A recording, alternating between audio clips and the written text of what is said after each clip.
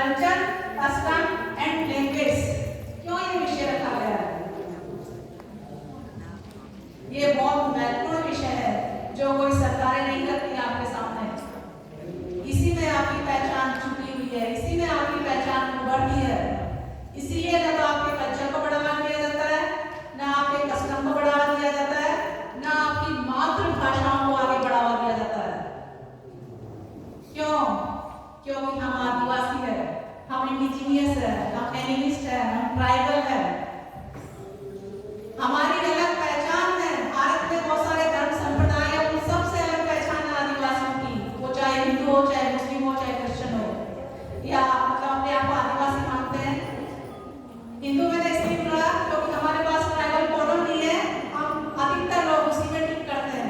आपके पास जो भी फॉर्म आता है स्कूल कॉलेज का या सर्विस का या किसी भी तरह का जमीन जायदाद का जो भी फॉर्म आता है, उसमें रिलीजन का जो कोड होता है, कॉलम होता है, हर कोई उसमें भरने के लिए मजबूर है।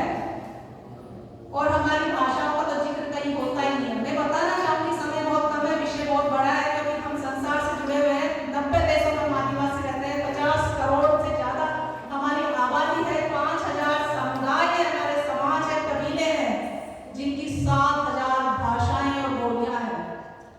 हम आदिवासी समाज इसीलिए विश्व आदिवासी दिवस मनाते आ रहे हैं, और ये 30वां विश्व आदिवासी दिवस होगा। 2019 में यूनेस्को ने, यूएनओ ने आदिवासी भाषाओं को संरक्षण देने के लिए उनका जो मौखिक ज्ञान परंपरा है, उनकी जो वास्तविक जीवन रेखा है, या संसार का जो वास्तविक ज्ञान भंडार है, उसको संकलित करने के लिए आदिवासी भाषा वर्ष के रूप में 2019 को मनाया था। लेकिन कितने लोगों को पता है? कितनी सरकारों ने ऐसे प्रोग्राम ऑर्गेनाइज किए हैं? नहीं किए ना। अभी 2022 में 9 अगस्त 2022 में 28वां विश्व आदिवासी दिवस हम संसार भर में मना चुके हैं। उसकी थीम थी परंपरागत ज्ञान के संरक्षण और प्रसारण में आदिवासी महिलाओं की भूमिका।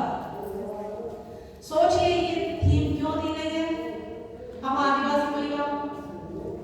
क्योंकि आदिवासी महिलाएं वो है जो सुख में, दुख में, हास में, परिहास में, जंगल में, पहाड़ में, नदियों में, दर्रों में, घाटियों में, सुख में, अभाव में, हर तरीके का जीवन जीते हुए अपनी संस्कृति, अपनी परंपराओं, अपनी भाषाओं, अपने इतिहास और अपने जो जीवन मूल्य हैं, उन सबको सहेजती लाई है।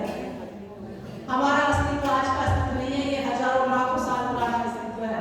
इंडिया का नाम इंडिजिनियस लोगों की धरती के नाम से रखा गया, इसलिए इसको इंडिया कहा जाता है।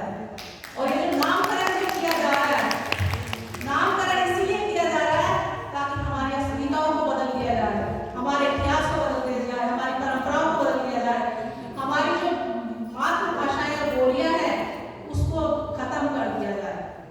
इसीलिए ये सब कुछ प्रायोजित है, ऊपर से प्रायोजित है, नीचे से प्रायोजित है, बहुत कुछ चल रहा है इसमें। और ये सत्ता, साम दाम, दंड भेद, शासन प्रशासन, इन सब का बहुत बड़ा खेल 9-10 सालों में खेल रही है। मणिपुर की बहनों के साथ जो हुआ वो बहुत बेहद भयावह था। वो हमने अब तक कहानियों में देखा था।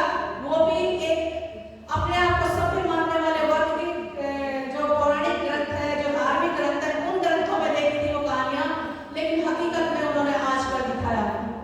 सोचिए वो गैंग कहां से पैदा हुआ, किसने उसको भेजा है, कहां से वो पैदा हो गया है, किसी ग्रेसर करके आया है?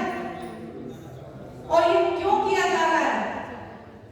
आपके पास जंगल है, जमीन है, नदियां है, पहाड़ है, खनिज संपदाएं है, खूब सारे संसाधन है।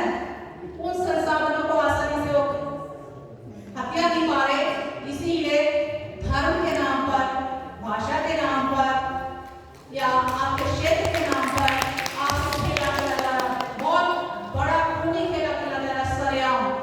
पहले पुरुषों के साथ खेला जाता था, आज महिलाओं के साथ खेला जा रहा है। बहुत बहुत धन्यवाद हीरा जी, 5 मिनट हो चुके हैं। हम सब आपको बहुत ज्यादा सुनने के इच्छुक हैं, लेकिन बाकी साथी वंचित हो